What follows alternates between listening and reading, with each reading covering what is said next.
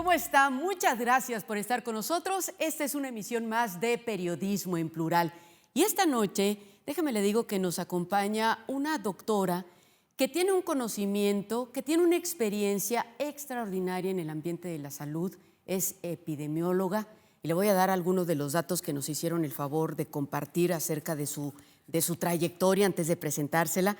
Es la doctora en salud pública, especialista en epidemiología con trayectoria de más de 30 años, tanto en el sector público, a nivel federal e internacional, egresada de la Universidad Autónoma de Ciudad Juárez y actualmente es la coordinadora de vigilancia epidemiológica en Región Juárez, obviamente el gobierno del estado. Así que les presento con mucho gusto a Verónica Carreón Falcón, quien es la coordinadora, le digo, de vigilancia epidemiológica. Te agradezco mucho la invitación. Y agradezco mucho a Televisa la invitación que nos ha hecho y la oportunidad de poder hablar ante los medios de toda la situación que estamos viviendo.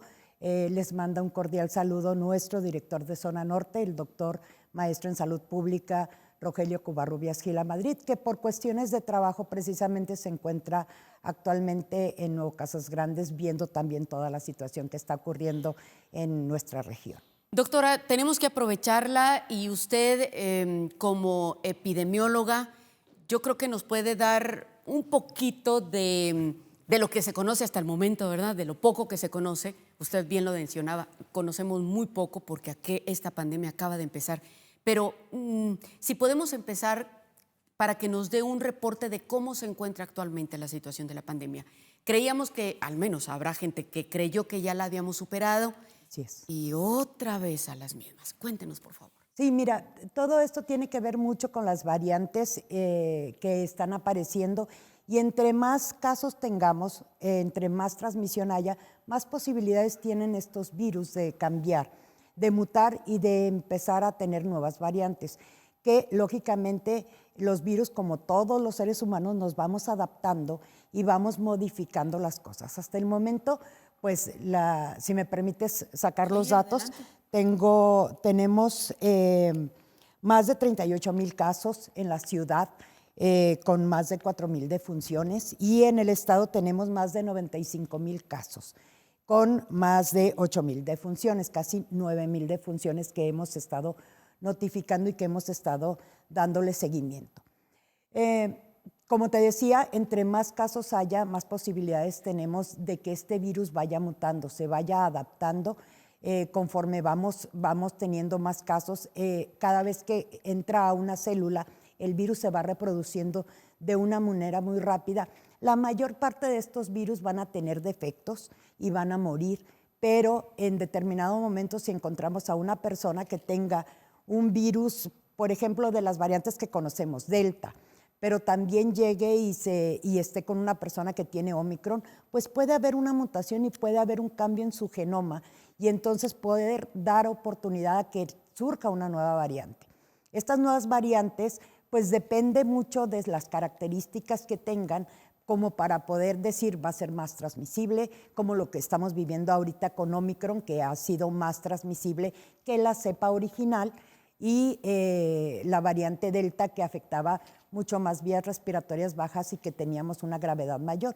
En el caso de Omicron, lo que hemos estado viendo y los reportes que tenemos por parte de organismos internacionales, diferentes universidades del mundo, es que no está siendo tan grave los casos, sino que afecta más a las vías respiratorias superiores. Esto es garganta, no llega a los pulmones y puede ser que tengamos una menor cantidad de casos que se compliquen y que se mueran.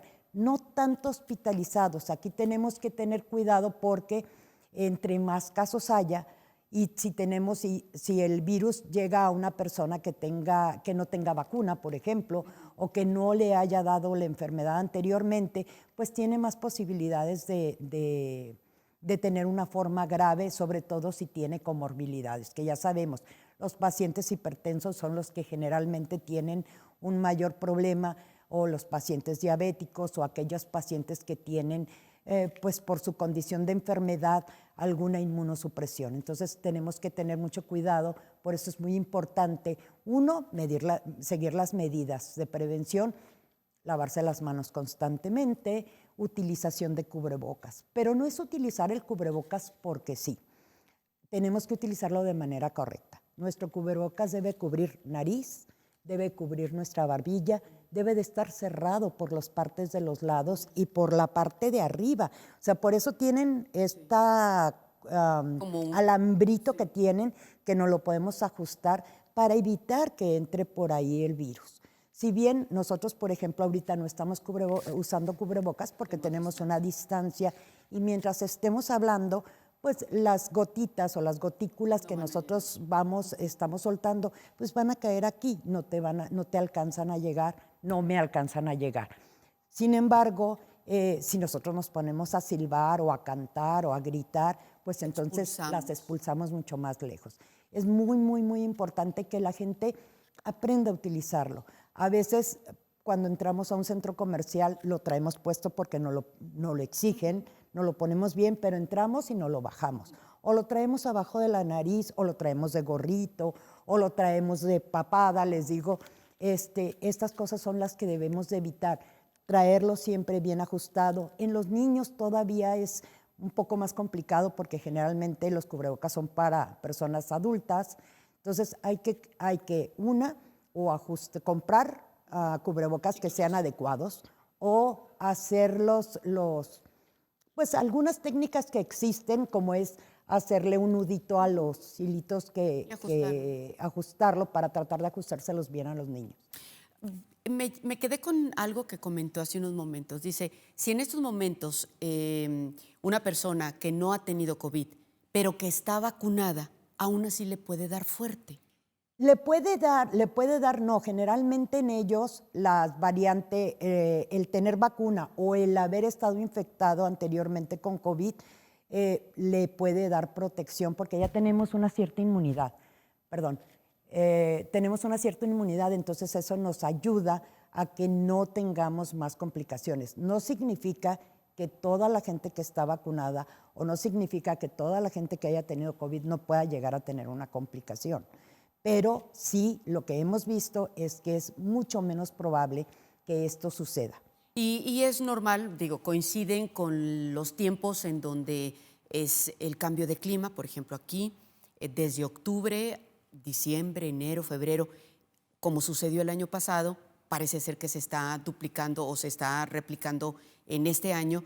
¿Es por los cambios de clima o porque el virus anda desatado coincidentemente en esos mismos meses? ¿Cómo se da? Usted, doctora, expliquen. Lo que hemos visto y lo que nosotros creíamos en un inicio, cuando inicia la pandemia, es que ya ves que empezó en enero, en enero nos dan el reporte, se inicia la pandemia en marzo, cuando la Organización Mundial de la Salud ya lo declara como una pandemia. Sí.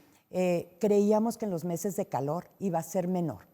Este virus no se ajustó a eso. Los virus respiratorios generalmente tienen una tendencia más hacia las épocas frías, más que a las cálidas. Este virus siguió exactamente igual, su comportamiento.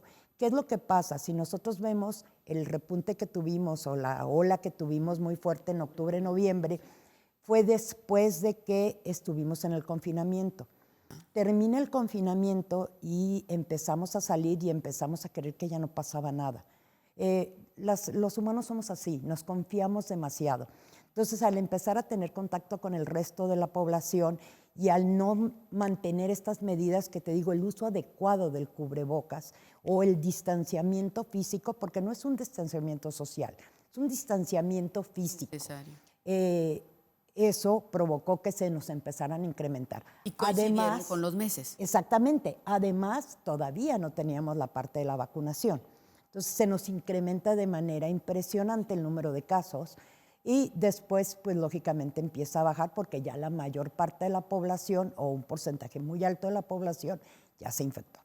¿Qué pasa ahora? Pues ahora estamos viviendo una nueva variante, una variante que además tiene una transmisibilidad mayor.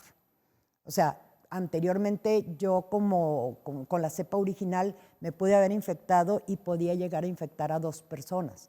Ahora con esta cepa puedo llegar a infectar a mucho más personas. Pero si yo te infecto a ti, que eres una de las 5 personas que puedo infectar, tú vas a infectar a otras 5 y la otra persona a otras 5 y la otra persona a otras 5. O sea, cada infectado puede infectar a Puede llegar a infectar. Entonces, por eso es muy importante la parte de las medidas de contención. Entre más infectados tengamos, más probabilidades tenemos de que surjan nuevas cepas.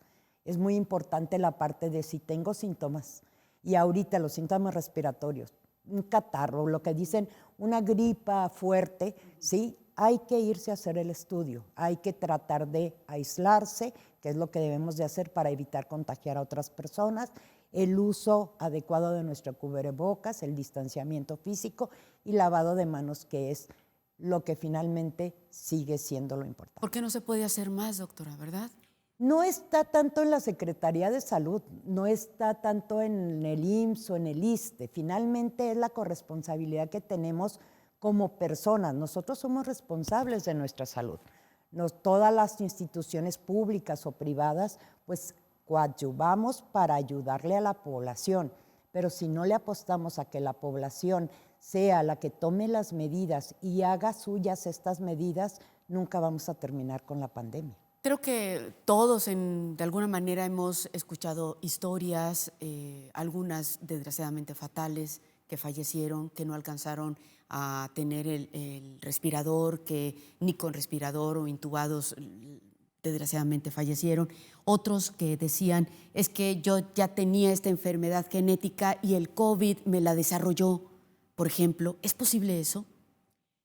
No necesariamente pasa así. Finalmente, COVID es una enfermedad respiratoria que ataca las vías respiratorias, que pueden ser las superiores, que es nariz, garganta, o las respiratorias inferiores, que son nuestros pulmones. ¿Qué es lo que pasa? Pues lógicamente con todas estas variantes que hemos tenido, desde la variante original y todas las que han surgido durante el transcurso de todo este tiempo, pues nos estamos dando cuenta o están apareciendo cosas que no nos dimos cuenta antes, y ahorita todavía estamos viendo secuelas, Sí. que no sabemos cuántas secuelas hay ni qué tantas secuelas va a seguir habiendo con los casos de COVID. Pero sí puede ser que se hayan detectado problemas que son genéticos a raíz del COVID. Eso sí puede llegar a pasar. Pero no que los haya Pero no desarrollado. que lo haya detonado, no que lo haya detonado. Hasta este momento, no en la evidencia científica que hay. Que, bueno, como bien mencionado usted, sabemos tan poco de este virus. En realidad sí, porque es un virus que tiene apenas 2 años. Seguimos estudiando virus desde 1200 más o menos. Y ahora, ¿cuál es la tendencia? Si en estos momentos nos encontramos ya en el pico de contagios, no lo sé, pregunto. ¿Y cuánto tiempo más vamos a estar así? ¿Podríamos encontrar ya la inmunidad de rebaño, como así se le menciona, en unos 15 días más? ¿Qué hay de esto? Esto no tenemos que apostarle a esta parte. Hoy leía precisamente un artículo de una universidad de Reino Unido, que decía que mucha gente estaba pensando en la inmunidad de rebaño debido al gran contagio que hay con la variante Omicron. Omicron se ha disparado en todos los países de una manera impresionante. Todavía no creo que estemos en el pico, todavía yo creo que falta un poco. Tenemos que esperar todo lo que pasó después de las fiestas de diciembre. Pues todavía no llegamos a los 15 días de estas fiestas, que son el periodo máximo de incubación que puede llegarse a presentar. Pero lo que estamos apostando es a que la población nos ayude a evitar que lleguemos a ese pico. ¿Y cómo es? Con las medidas de la utilización de cubrebocas, el distanciamiento físico, lavado de manos, y que se quede en casa si tiene síntomas respiratorios. Y las empresas también tienen que poner de su parte, ¿no? Claro, claro. Esto es muy importante con las empresas también, de ver y de que ellos, a través de los filtros sanitarios que tienen al momento del ingreso de su personal, estar verificando aquellos que tengan síntomas respiratorios y enviarlos a su domicilio para que cumplamos con esta parte de no seguir creciendo el número de contagios. Que por cierto también no necesariamente se van a casa con incapacidad del IMSS, porque parece ser que tampoco hay así como que mucha capacidad del IMSS para dar los resultados del examen inmediatos, ¿no? Parece ser que también ahí hay una tardanza. Mira, lo que pasa es de que todos los procesos para las pruebas rápidas, pues eso es fácil, ¿no? En 15 minutos, 20 minutos Y tienes no el están resultado. confiadas también.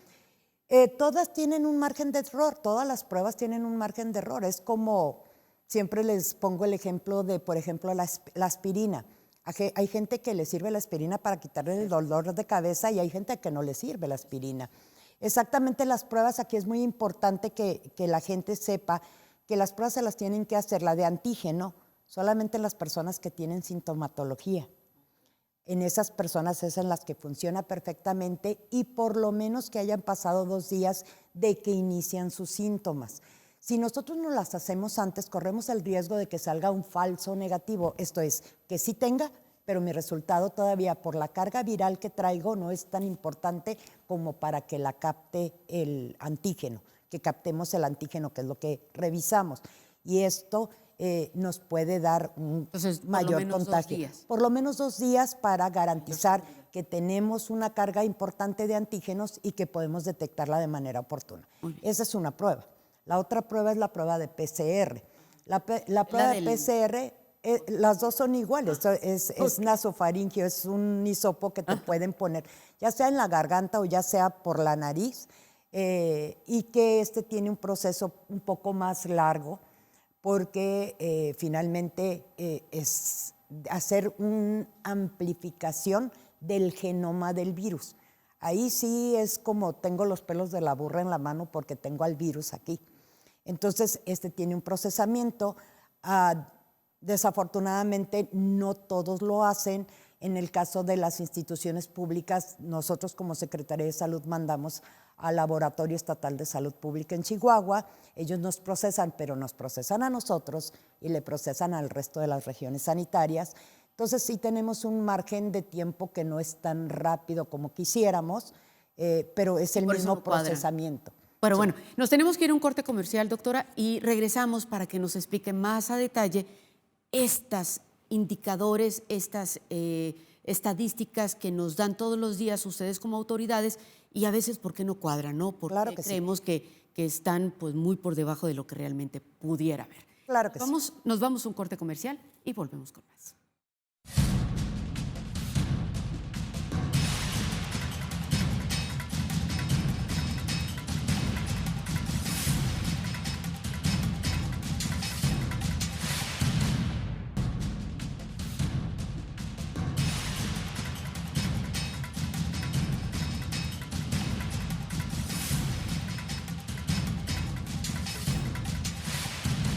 Bien, regresamos y seguimos platicando con la doctora Verónica Carrión Falcón. Ella es la coordinadora de vigilancia epidemiológica de región zona norte o región Juárez. Y nos quedamos con este tema. Hace unos días estábamos platicando con algunas de las personas que hacen los exámenes en laboratorios y daban estadísticas tremendas. De 300 personas que se van a hacer el examen, 100 salen positivas en un solo centro. Y obviamente pues no cuadran las cifras que nos da la autoridad. Cuéntenos, por favor, para que nuestra audiencia pues sepa cuál es el proceso y también entender que cuando la autoridad nos da ciertas cifras diarias, pues esto a lo mejor está reflejando lo que sucedió hace una semana, ¿no? Pudiera ser. No tanto, pero bueno, aquí el proceso es el siguiente. Cada vez que nosotros hacemos una prueba o que llega un paciente a una unidad, vamos a hablar de las instituciones públicas, en una unidad pública, al IMSS, al ISSSTE, a la Secretaría de Salud, a ISHISAL, a Pensiones Civiles, el médico lo revisa y si tiene síntomas respiratorios lo llevan a hacerse su prueba. Ahí nosotros tomamos todos los datos, que son todos los datos epidemiológicos, que es aparte todos los datos de la persona, los datos de domicilio, los datos de sintomatología, los datos de viajes, los datos de contacto con algunos animales, los antecedentes de vacunación contra influenza, los antecedentes de vacunación contra COVID, si son pacientes ambulatorios, si son pacientes hospitalizados. Se le toma la muestra, que estas, como te comentaba, pueden ser de 2 tipos, la prueba rápida o la prueba de PCR, y eso una vez que se toma y se hace todo esto, ya al paciente se le dan las indicaciones. el área de epidemiología, nosotros nos encargamos, o de medicina preventiva, de subir esta información a una plataforma que es una plataforma nacional. Esta plataforma nacional permite conocer el número de casos que están sucediendo en todo el país, pues prácticamente en tiempo real. ¿Qué pasa con las unidades privadas? En el caso de los hospitales privados o en caso de los laboratorios que están realizando pruebas, ellos nos envían toda esta información.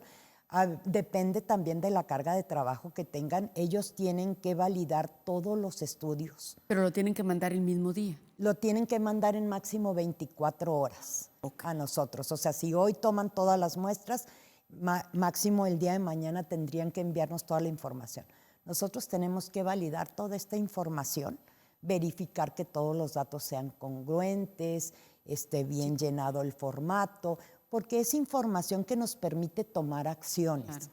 Entonces, una vez que nosotros ya estamos validando, nosotros hacemos la captura para subirlo a esta plataforma. ¿Por qué no cuadran a veces las cifras? Como bien decías, puede ser que los laboratorios tuvieron 100 pruebas este día o 300 y 100 salieron positivas. Yo hasta el día siguiente los recibo, tengo que validar, tengo que capturar y tiene que reflejarse, pues lógicamente en la plataforma. Entonces tenemos posiblemente un margen de error de 24 o 48 horas que pudiera llegar a ser si nosotros en algún momento el estudio no está completo, falta información que es importante para la plataforma y para la toma de decisiones. Pero tenemos la gran ventaja que la mayor parte de los laboratorios privados también nos hacen llegar toda la información que ellos tienen. Se les ha duplicado también mucho el trabajo, pues lógicamente porque tienen que llenar también el formato de estudio. Y por ejemplo, si hoy fueron casi 900 casos, hoy es un decir, ¿verdad? Tal día fueron casi 900 casos. ¿Cuántos más se esperan para los próximos días, por ejemplo, para esta semana que apenas empieza? Depende mucho de la población. Si la población sigue las medidas de aislamiento, pueden ser que nomás tengamos 20 casos. Pero si las personas no cumplen con su periodo de aislamiento, sí podemos tener el doble de casos. Y las hospitalizaciones, me llamó también la atención que de un día a otro, de un 61% de hospitalización bajo un 58% de hospitalización. ¿No hay un foquito por ahí prendido rojo en ese aspecto de hospitalización por COVID? ¿Todavía no? Mira, no, porque cada uno de los hospitales tienen designadas cierto número de camas, no es la totalidad del hospital, de sus camas del hospital, están designadas para COVID. Si, por ejemplo, yo tengo un hospital y tengo 3 camas y de esas tengo 2 camas designadas a COVID y me llega otro paciente COVID, lo voy a atender y voy a sumar la 3ª cama a COVID. Eso es lo que están haciendo todos los hospitales.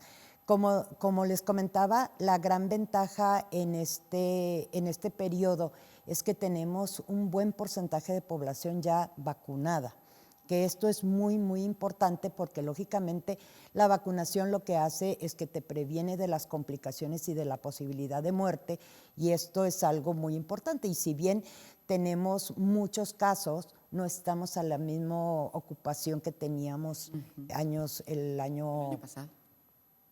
Antepasado, porque ya estamos en 2022. Cierto. Sí, a mí me pasa lo mismo, todavía no me acostumbro al 2022. Sí. Entonces en octubre, noviembre de 2020, que tuvimos ese incremento tan importante que estaba muy asociado el número de casos al número de hospitalizaciones, ahorita no lo estamos viendo así.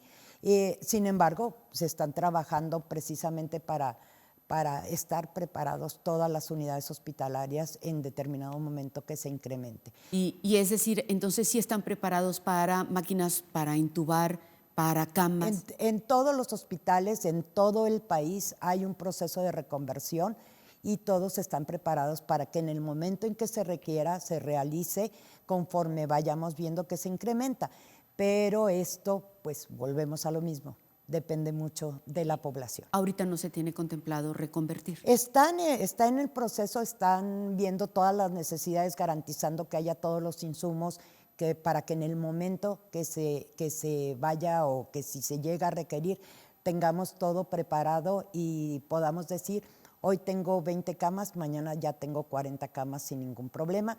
Y eso es precisamente lo que nuestro director de la región sanitaria anda viendo también en la zona de Nuevo Casas Grandes, en otra región. Además de Chihuahua, que tengo entendido, y bueno, esta es la información que nos dan ustedes como autoridad, se han disparado muchísimo los casos, particularmente en la capital, seguido de Ciudad Juárez. ¿Cuáles otros municipios están así como que con el pendiente? Prácticamente todos los municipios del estado, y no nomás del estado, sino todos los municipios del país, estaba también revisando el incremento y estamos teniendo incrementos de arriba del 50% en muchos de los municipios de todo el país.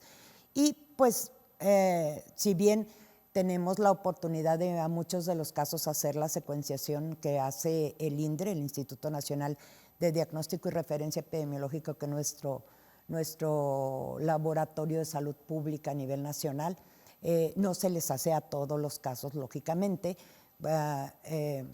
Estamos viendo que es básicamente variante Omicron la que está haciendo y que también tiene más transmisibilidad, pero que si nosotros trabajamos con la población y que si la población nos ayuda con la parte de la contención, y esto es, si tengo síntomas, me quedo en casa, me resguardo para evitar que contagie a más personas, pues no vamos a llegar a estos problemas de hospitalización que llegamos a tener en algún momento. O sea, en Juárez ya está confirmado que tenemos Omicron.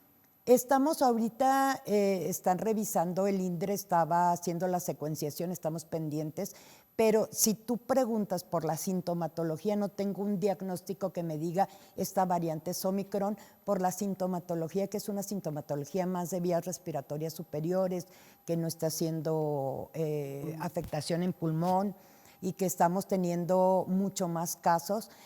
Yo personalmente sí diría que estamos ante la presencia ya de Omicron. Bueno, Omicron tenemos un problema en Estados Unidos bastante severo, más de 1 millón de casos reportados que nunca se había dado en Estados Unidos. Entonces no tendríamos por qué no tenerla. Sería lógico, ¿no? Sí, es muy ingenuo completamente pensar que no, lógico. Sí. No, muy ingenuo pensar que no. Bien, ahora, si me permite el conocer su opinión de estas decisiones que se han tomado por parte del gobierno del Estado, independientemente, ¿verdad?, que usted sea funcionaria, como médico, ¿cree usted que es adecuado que los niños regresen a las aulas, a las clases presenciales, como lo acaba de anunciar el gobierno estatal? Mira, yo estoy en completo acuerdo en la cuestión de que tenemos que seguir nuestra vida. Y entre eso están, lógicamente, las clases. Entonces, necesitamos aprender a vivir con la enfermedad, pero más que nada necesitamos aprender a cuidarnos. Y los niños, sobre todo si tú ves en primarias o en kinderes, los niños son muy entendidos. Los niños generalmente traen su cubrebocas y hay veces que ellos son los que nos dicen, traes mal puesto el cubrebocas. Un poquito más hacer un poquito más de hincapié en las secundarias que pues están en la adolescencia. Los adolescentes siempre creen que Iron Man es un poquito menos que ellos, ¿no? Se creen invulnerables, o sea, no les pasa absolutamente nada. Ellos no les ocurre nada. Y de hecho es el grupo que menos acude a las unidades de salud, lógicamente. Necesitamos hacerlo, necesitamos aprender, lógicamente con todas nuestras medidas. Aquí apelar mucho al sector educativo con la finalidad de que ellos nos ayuden también, tanto con los niños, pero también con los padres de familia y con los cuidadores de los niños, a que utilicen las medidas que son lavado de manos, distanciamiento físico y uso adecuado de cubrebocas. Y entonces esto también se debe de aplicar a las universidades, porque por ejemplo la Universidad Autónoma de Chihuahua dijo regresamos en línea y algunas de las clases que se necesiten presenciales van a ser presenciales. Ellos entrarían en el 24. ¿Pero también las universidades entonces tendrían que entrar presenciales? Pues mira, ya es decisión de cada uno de los directivos y tendrán que tomar varias cosas en cuenta. Lógicamente en la universidad es un poquito quizás más fácil en algunas cuestiones, como bien mencionas, por ejemplo, pues los laboratorios no lo puedes hacer desde tu casa, pero pues ya es decisión de cada uno, pero Yo he insistido mucho y acabamos bueno, en el mes de noviembre estuvimos en una reunión que estaban algunos presidentes municipales y les decíamos, es importante que sigamos nuestras acciones, es importante que no paremos la economía, no podemos, no creo que aguantemos como ninguno de los municipios del país, ni ningún país, una cuarentena de tanto tiempo. Tenemos mucha gente que vive de comercio informal, ellos necesitan seguir trabajando, las empresas necesitan seguir produciendo, entonces necesitamos avanzar en esto y lo único es la corresponsabilidad. Nosotros, yo les decía el personal de salud, no hemos dejado de trabajar desde el primer día que empezó esto y la cuestión es que estamos cansados. Estamos cansados y también somos seres humanos y también nos podemos enfermar. Entonces, si nosotros no le apostamos a que la población nos ayude a cuidándose, el problema es que nosotros nos podemos enfermar y qué va a pasar si no tenemos personal de enfermería o personal médico en las unidades. Bien, nos vamos a un corte comercial y regresamos. Todavía tenemos muchísimo más del programa.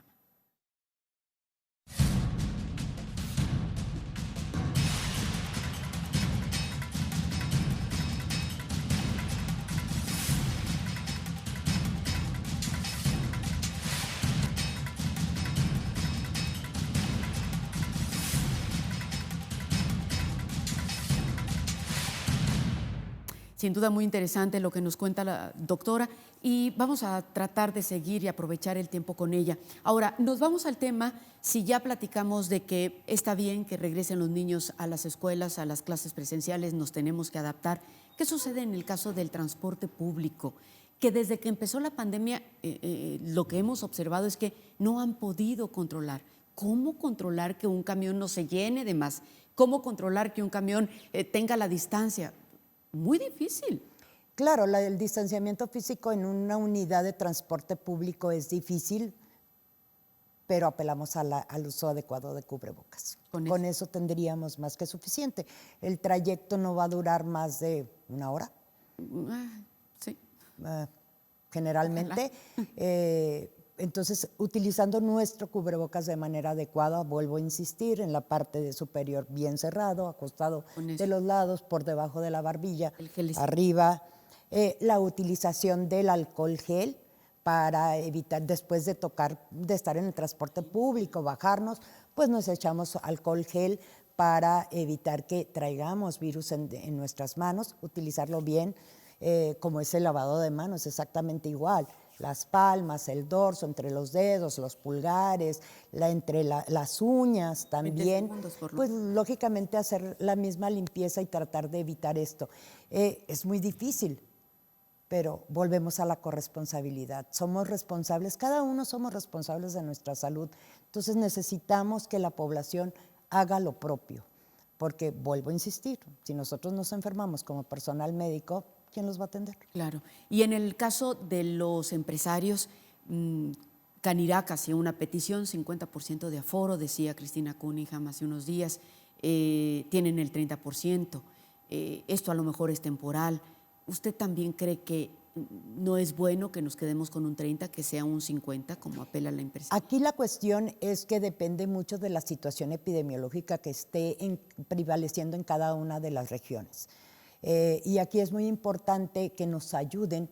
Si nosotros mantenemos las medidas y la población nos ayuda, manteniéndose todas aquellas personas que están sintomáticas en su casa, y los empresarios nos ayudan a que su población también esté en su casa, pues lógicamente esto se va a terminar rápido. Y en un periodo de 14 días, que es el periodo tanto de transmisibilidad como de aislamiento, podemos volver a un aforo mayor.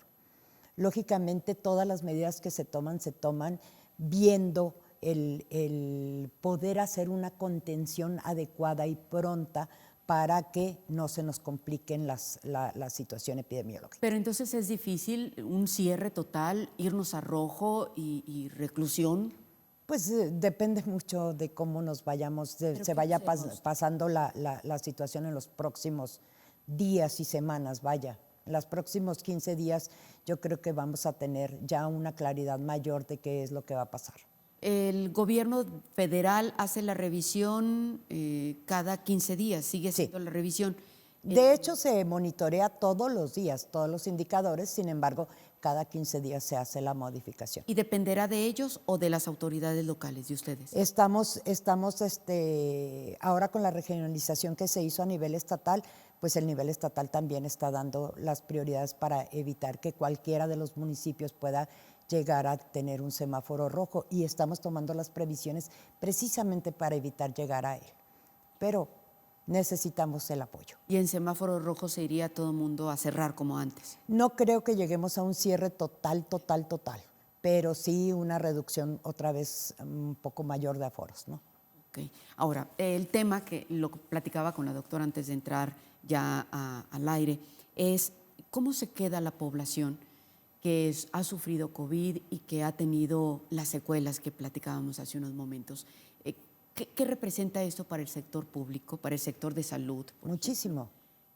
El estar atendiendo a personas con una enfermedad tan delicada. Sí, no, o sea, es una carga bastante fuerte que pues finalmente es parte de lo que estamos viendo y estamos viendo en todos los niveles de qué es lo que vamos a hacer. Necesitamos pues rehabilitación respiratoria, sobre todo, que la rehabilitación no es tan complicada hacerla, porque Pues finalmente hacer ejercicio. salimos de la enfermedad, pónganse a inflar globos. Inflar globos es una terapia respiratoria, nos ayuda a caminar. Ejercicio. Sí. Entonces, esto es a lo que también tenemos que movernos, ¿no? Recuerden que finalmente una de las cosas que también siempre les digo, todas las unidades que estamos de primer nivel, no unidades hospitalarias, las unidades de primer nivel de atención, somos unidades que estamos creadas para la parte preventiva, para ayudarle a la población a que no se enferme. Si nosotros le apostamos más a la prevención, vamos a tener mayores recursos en los hospitales, vamos a tener menos carga, vamos a tener mayor presupuesto. Entonces tenemos que apostarle mucho a la prevención y ahorita a la parte de rehabilitación que en nuestras unidades hay. Todas las unidades tenemos áreas de rehabilitación, bueno, no en todas las unidades, pero sí en las unidades más grandes que pueden ayudar con toda esta parte para ver qué ejercicios tienen que hacer, qué es lo que tienen que realizar. Y lo pueden hacer desde casa. Y desde casa lo pueden hacer sin ningún problema. La otra parte es la salud mental. Bueno, bien dice la salud mental, o aquello que pues pareciera que no se puede curar con una rehabilitación, no sé, de hacer ejercicio o inflar globos, que es el olfato, el gusto, que es una de las características que más llamó la atención Claro. de este virus. ¿Cómo le pueden hacer para que estas personas logren tener lo que antes tenían? Porque los sabores ya no saben igual. No, ya no. Aquí la cuestión es de que el periodo para recuperar el olfato y el gusto está más o menos promediando unos 4 a 6 meses después de haber tenido la enfermedad. ¿Qué es bueno para ellos? Oler cosas que, por ejemplo, las frutas, flores, que tengan olores fuertes, para empezar a sensibilizar otra vez nuestro bulbo olfatorio y otra vez se vuelva a acostumbrar y empiecen otra vez a aparecer los olores. Y lógicamente, al recuperar el olfato, recuperamos el gusto también. Por supuesto, eso por una parte. Los que tengan ya daños más severos en los pulmones, que también han salido tantos con serios problemas, ¿qué pueden hacer? Difícil ya. Cuando hay gente que tiene como enfermedades pulmonares obstructivas crónicas, lo que es EPOC se llama, pues esto ya no se recupera. ¿Cómo? Ya no tienes recuperación. O sea, una persona que llega a ser una enfermedad pulmonar obstructiva crónica. Provocada por el COVID. O pues son muchos factores los que se juntan para poder llegar a hacerla, no necesariamente solo el COVID. Pero el COVID ha provocado que a lo mejor esa enfermedad se pues lógicamente el daño en los pulmones que hay puede llegar a ser. Pero también otro virus que tiene secuelas severas es la influenza. La influenza... nos damos, ¿verdad? No, la influenza Haz de cuenta que llega a comerse el pulmón. El virus de la influenza se come el pulmón. Entonces es muy importante también la vacunación contra influenza. Y ahorita ustedes han visto en medios de comunicación también la unión de la influenza con COVID. Sí. Que eso es algo que tenemos que estar cuidando. También invitar a la población. Tenemos vacuna de influenza disponible en todas las unidades para que puedan acudir. Aquí es importante que se vacunen los mayores de 60 años, los menores de 5 años, todos deben de estar vacunados, todas las embarazadas en cualquier trimestre de gestación, las personas que tienen cáncer, las personas que tienen VIH, buscar la vacuna en cualquiera de las unidades de salud que tenemos disponibles y hay bastante vacuna para que puedan llegar a vacunarse. Fíjese qué importancia es escucharla a usted decir, hay cosas que ya no tienen remedio. O sea, esta enfermedad nos va a dejar secuelas de por vida y muy probablemente en un tiempo hasta nos quiten la vida, ¿no? Si no nos morimos cuando nos enfermamos con los síntomas, con estas secuelas podría ser. Porque a veces no entendemos la magnitud del problema en el que nos encontramos, del COVID. Mira, desafortunadamente esto nos ha venido a abrir a mucha gente los ojos. Desafortunadamente hemos perdido muchas vidas que no debieron de haberse perdido porque no les tocaba. Si no hubiera habido COVID en este momento quizás no les tocaba, ¿no? Entonces tenemos que aprender, tenemos que no acostumbrarnos tan fácil a la muerte, porque parece que nos acostumbramos muy fácil. El seguir teniendo las medidas de prevención, el seguir fortaleciendo la vacunación. La vacunación es muy importante y no solo la vacunación contra COVID y no solo la vacunación contra influenza, sino garantizar que nuestros niños tengan su esquema completo Sí para hay la edad. doctor. Estamos teniendo vacunas y estamos viendo la posibilidad de tener campañas también masivas para el resto de las vacunas, pero pedirle a la población que haga una revisión de sus cartillas de vacunación de sus niños menores de 5 años, que ahí tenemos casi el 80% de las vacunas que ponemos, de los adolescentes que les falta, de los jóvenes, de las embarazadas y de los adultos mayores. No nomás es la vacuna de COVID o la de la influenza, está la de neumococo también. Pero hay gente que nos no ayuda. se ha querido poner la del COVID. Sí, y bueno, se respeta la decisión, pero yo soy salubrista, me dedico no nomás a ver a una persona, sino a ver a toda la población. Entonces, yo sí los invitaría a que revisen toda la evidencia científica que hay. Las vacunas han salvado más vidas. Las vacunas y el agua potable son las cosas que más vidas han salvado en el mundo. Que revisen la información, que se acerquen, que nos pregunten cuáles son las dudas que tienen, qué es lo que pasa, si se ponen una vacuna o si no se la ponen, cuáles son los riesgos. Y sobre todo, yo me tengo que vacunar porque me tengo que proteger a mí, pero tengo que proteger a toda la gente que está a mi alrededor. Pero pues si no me quiero proteger yo porque no creo, porque no me gusta, porque me da miedo, pues la demás gente, ¿no? Habrá gente que piense así, Así por es. desgracia. Ahora, doctora, cuando empezamos esta pandemia, muchas de las críticas fueron en el sentido de que el sector salud estaba desatendido, que nos habíamos topado con una realidad que a lo mejor ahí estaba, pero no nos queríamos dar cuenta, y ya una vez que entran los casos y no hay medicamento y no hay máquinas para intubar y nos topamos con esta realidad tan tremenda que es la falta de recursos para la salud pública de México, no solo de Chihuahua o del estado, del mundo. ¿Qué nos enseñó hablando de cuánto recurso destinar para ahora para la salud? ¿Se puede? ¿Hay? ¿Se tiene que aprovechar o administrar mejor? ¿Cómo empezaría usted? Mira, yo he trabajado a nivel federal y una de las cosas que manejábamos pues eran los presupuestos para todo el país. ¿Qué ha pasado? Teníamos lo que necesitábamos hasta este momento. Sin embargo, la cuestión es de que esto nos agarra por sorpresa, una enfermedad que es nueva. No es tanto la cuestión de no tenemos camas o ventiladores. Era lo que necesitábamos, era lo que siempre estábamos viendo con las patologías que siempre atendíamos. Sin embargo, pues llega una enfermedad que es completamente nueva. En cuestión de medicamentos, pues los aprendimos a usar porque nadie sabía, nadie. O sea, no sabía ni Estados Unidos, ni Europa, ni Israel, ni México, ni nadie. Ningún médico sabía qué hacer, cómo tratarlos. Porque además, a diferencia de la pandemia de influenza, en pandemia de influenza teníamos un medicamento que estaba seguro y que sabíamos que eso nos iba a servir. En este caso, no teníamos nada y todo lo que se empezó a utilizar fue ensayo y error, pero a nivel mundial.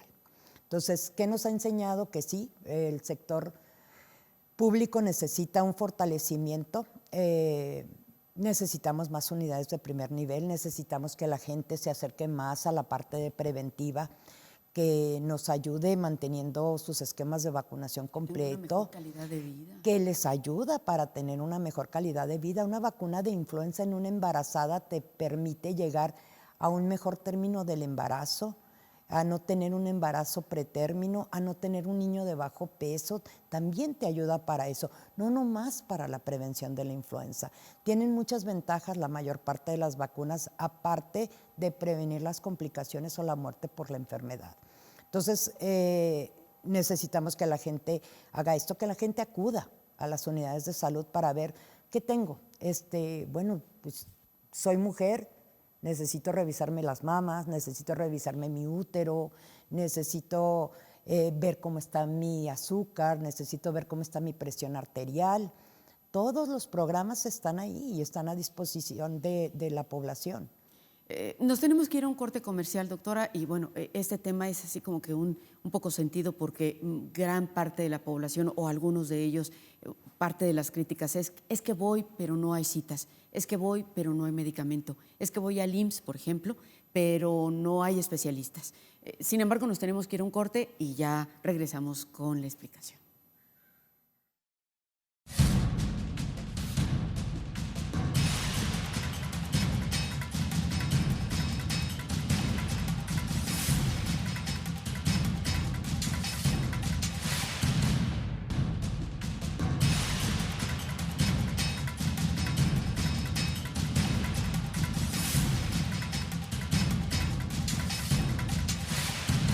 Bien, y nos quedamos con esta pregunta. Sí es bueno prevenir, pero ¿qué sucede cuando la gente se acerca a estas instituciones de salud y pues no encuentra medicamentos, no encuentra especialistas, no hay citas, que es una de las críticas más constantes, por ejemplo, en el Seguro Social? Aquí la cuestión es que estamos hablando de que en los últimos 2 años, pues prácticamente nos hemos dedicado a COVID. Aquí el problema es que llega la gente queriendo muchas de las cosas que, pues ahorita por la cuestión de la situación epidemiológica, pues también tenemos que tomar en cuenta, tenemos gente que está enferma, tenemos médicos enfermos, no tenemos quizás el 70% de la población, según lo que nos dice la Dirección General de Información en Salud de nivel nacional. En Juárez el 70% le corresponde al Instituto Mexicano del Seguro Social. Entonces, en realidad no tenemos tantas unidades, pero cada uno de nosotros o cada uno por el lugar que vivimos necesitamos ir a nuestras unidades y agendar las citas conforme están. Se supone que en una temporada normal, pues la gente tendría que estar acudiendo cada cierto tiempo, que es estar checándose todo lo que te digo.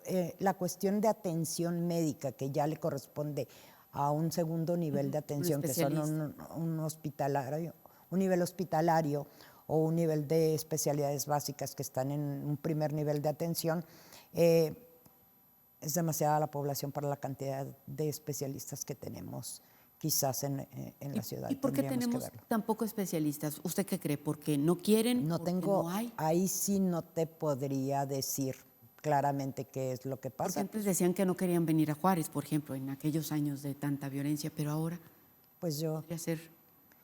Pues lo que pasa es que también depende de qué tamaño sean las unidades. Las unidades, esto tiene mucho que ver. Nosotros tenemos centros de salud que tienen más de 30 años construidos, entonces necesitamos también ir ampliando, buscando que la población nos ayude a cuidar estas unidades médicas, que finalmente son las que les van a dar atención.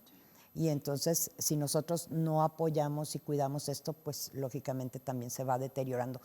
Todo se va gastando en esta vida. Definitivo. ¿Y esto vendría de ser una inversión federal o también participa el Estado?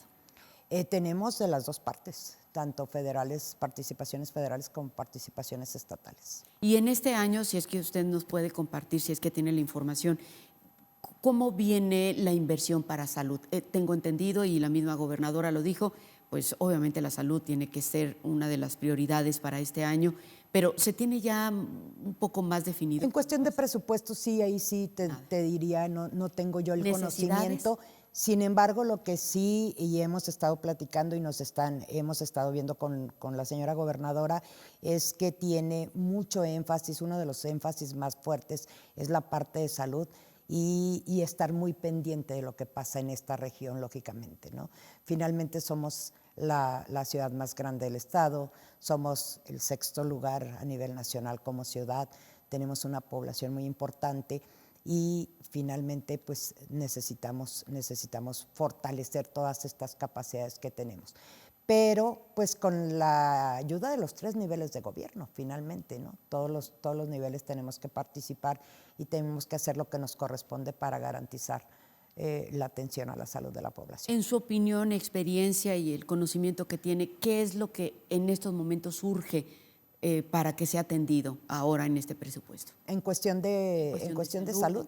Sí. Mira, tenemos muchos programas, tenemos 35 programas de prevención, tenemos toda la parte de atención hospitalaria. Desconozco mucho de la parte del 2º nivel de atención. Yo en realidad tengo poco tiempo en la ciudad y es una parte que generalmente no estoy muy involucrada en el 2º nivel. Pero se está trabajando fuertemente, bueno, al menos en las reuniones que hemos estado, se está trabajando fuertemente con las unidades hospitalarias para fortalecer todas las capacidades. En general. Sí. Vaya que hay necesidad de eso. Y en el aspecto que hace unos momentos nos salimos un poco, y es otro de los asuntos también que ha dejado esta pandemia, la salud mental, doctora. Aquí también como que, al menos aquí en Ciudad Juárez, hay un solo hospital de salud mental que, bueno, no necesitamos más. ¿Es suficiente? Es suficiente. ¿Qué es lo que tenemos que hacer? Todas nuestras unidades tienen psicólogos que pueden apoyar a la parte de salud mental y no nomás derivado de esta pandemia, que lógicamente la ansiedad, la depresión, por el tiempo que duramos encerrados, se ha incrementado, se incrementó. Tenemos las líneas de 911 en el cual tienen atención las 24 horas del día, los 365 días a la semana, los cuales pueden llamar y simplemente decir, ¿sabe qué? Me siento mal, me siento triste, me siento deprimido, y ellos los pueden ayudar. Aquí es muy importante que la gente pueda reconocer estos problemas de depresión o de tristeza, detectar a tiempo y pedir ayuda. Y si no lo reconoce, a veces es difícil para la persona que está inmersa en el problema. Sin embargo, alguien más, un amigo, un familiar que pueda ayudarle y decirle, háblales. O ten, aquí está el teléfono, platica. A veces no es fácil hablar con la misma gente de la familia, pero por teléfono, cuando no nos están viendo y no saben ni siquiera quiénes somos, pues nos pueden ayudar más fácilmente. Entonces, la línea de 911 está disponible las 24 horas del día, los 365 días, para atención de todas las cuestiones de salud mental. ¿Y actualmente se mantiene vigente? Sí, ¿Está abierta? Sí. No es por cuestiones del COVID, sino en general. No, siempre. Siempre. Y ahora que traemos el problema arrastrando de todas las secuelas del COVID, entre ellos esta ansiedad, ese miedo, esta depresión, esa violencia que se ha dado en las familias, ¿se tiene programado hacer alguna campaña, algo particular para...? Se trabaja en toda la parte de violencia contra la mujer, sobre todo. Se ha trabajado y se sigue trabajando. A partir del año pasado, si bien 2020 nos dedicamos prácticamente a COVID, 2021 volvimos a retomar todos los programas que traíamos y que es importante que se vuelvan a retomar porque la vida sigue Sí. y las cosas siguen y las enfermedades siguen y los enfermos siguen y no nomás de COVID, de otras cosas. Entonces todos estos programas siguen manejándose y se está trabajando fuertemente también en la parte de la atención a mujeres en situación de violencia. Pues doctora, se nos terminó el tiempo. Le agradezco muchísimo que nos acompañe, que nos haya dado una explicación, datos tan interesantes que seguramente nos hará tomar mejores decisiones. Muchas gracias, doctora. Muchísimas gracias por la invitación y muchísimas gracias a todo el auditorio y recordarles, por favor, sigan las medidas de prevención y vacúnense. Muchas gracias. Muchas gracias sobre todo a usted. Gracias por su atención. Hasta la próxima.